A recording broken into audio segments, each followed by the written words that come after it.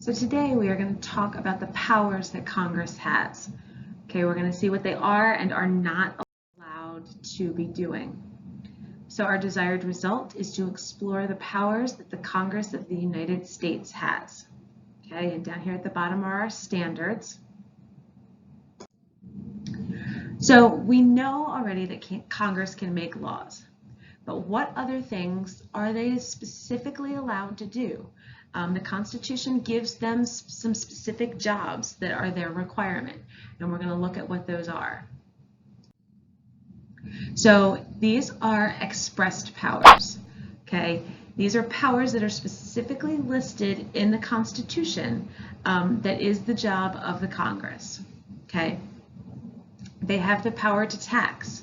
Remember, governments don't make money unless people pay taxes. They don't have any money to work with.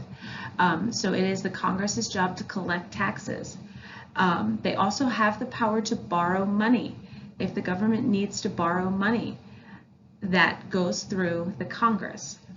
They have the power to regulate trade and the selling of goods. So this is anything to do with commerce, okay, especially between states. It is the responsibility of the Congress to monitor that. They have the power to print currency and make coins. Okay, it is the job of the national government to print money.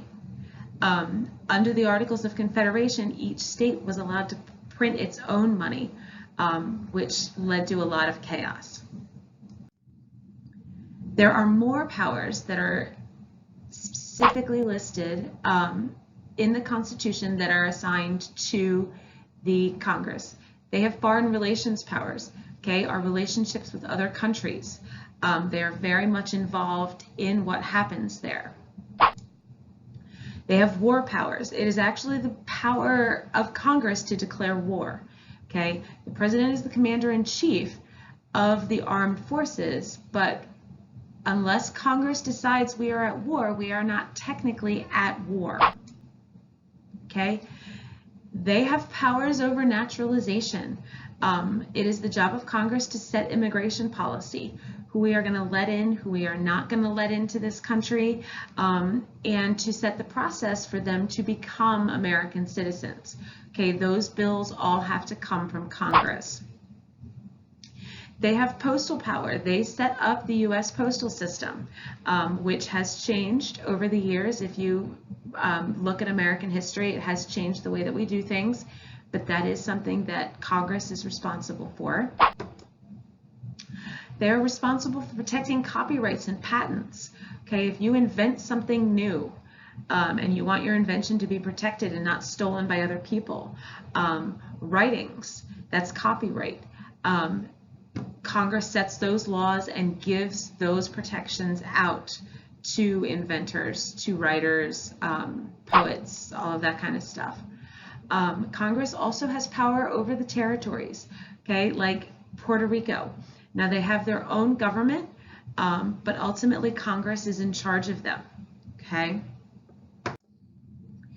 Then we have implied powers.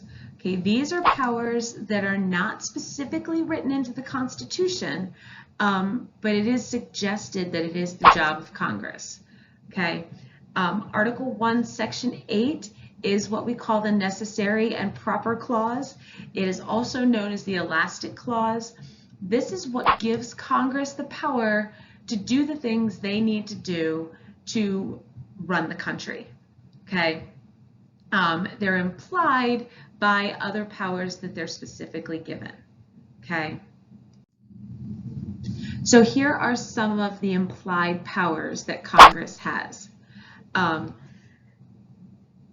Establishing a Federal Reserve. The Federal Reserve is the organization that prints money and monitors the money system and the money that circulates in the United States.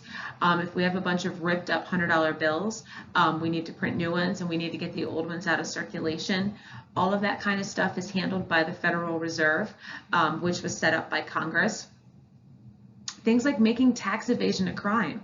If it's Congress's job to collect taxes, they also have the power to punish people who are not paying their taxes, right?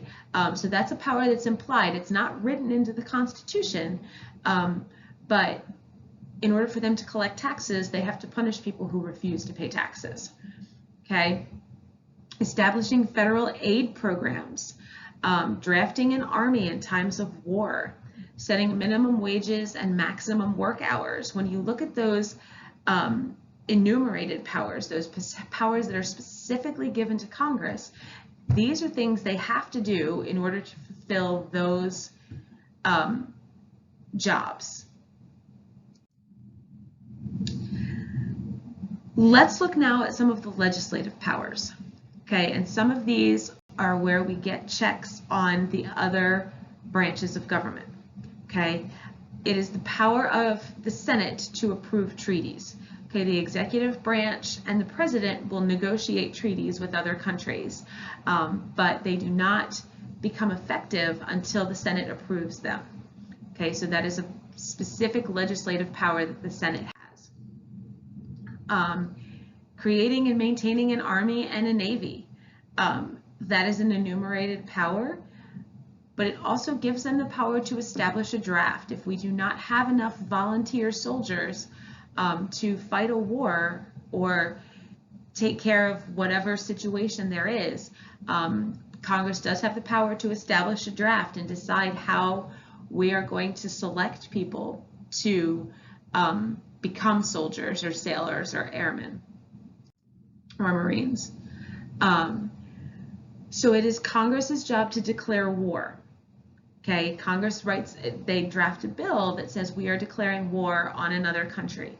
It is then the job of the president to command the troops. Okay, he orders the troops into battle and ultimately gives direction. He's got a lot of advisors that help, but ultimately he is the leader of the armed forces once war is declared.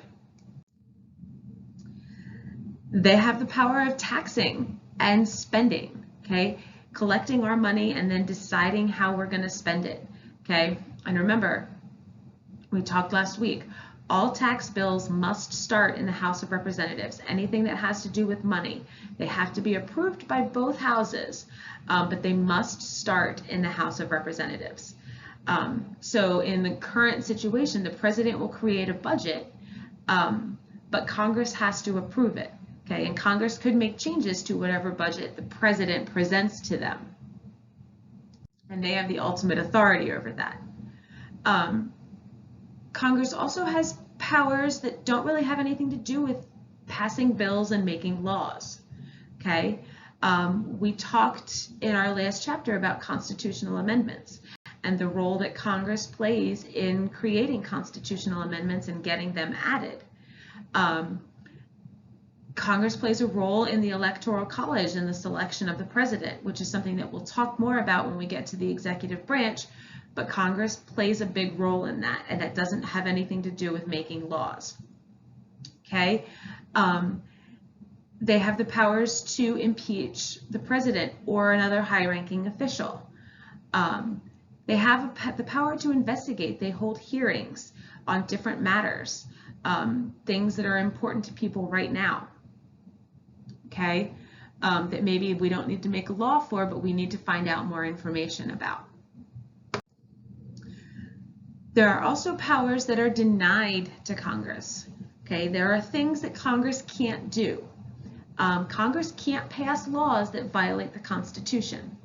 Okay, and ultimately, if they pass a law and someone says, wait a minute, this violates the Constitution, it ultimately comes down to the Supreme Court usually to decide whether or not a law is constitutional or not. And if the Supreme Court finds that it's not constitutional, that law will be invalidated. Okay, they cannot suspend the writ of habeas corpus, okay, which means that they cannot allow people in authority, the police, the FBI, the CIA, they cannot allow them to hold people indefinitely without explaining to them why they are being held. Okay, A prisoner has to be allowed his day in court. He can't just be held indefinitely, and Congress cannot suspend that right to people. They can also not pass bills of attainder. And what this means is that they can't pass laws that punish a person without them being given a jury trial. Okay, those protections that we have in Amendments 4 through 8 in the Bill of Rights, Congress cannot set those aside. They can't make laws that take away a prisoner's rights or the accused person's rights. Okay. They cannot also make ex post facto laws, which just means that they can't make laws that if someone did that before, they cannot now be charged with that crime. They can't make a law, they can't make something a crime and then accuse a person who did it before of that crime. Okay? You can't make an act of crime after it has been committed. Okay? You can't make a law today that says you're not allowed to cross this street and then arrest me because I crossed that street yesterday. Okay, that's an example. It's a simple example, but that's an example of an ex post facto law. You can't arrest me for something that's a crime today, but wasn't a crime yesterday when I did it. Okay, so these are the powers that Congress has and the powers that they don't have. So we will talk more in depth about this in live class.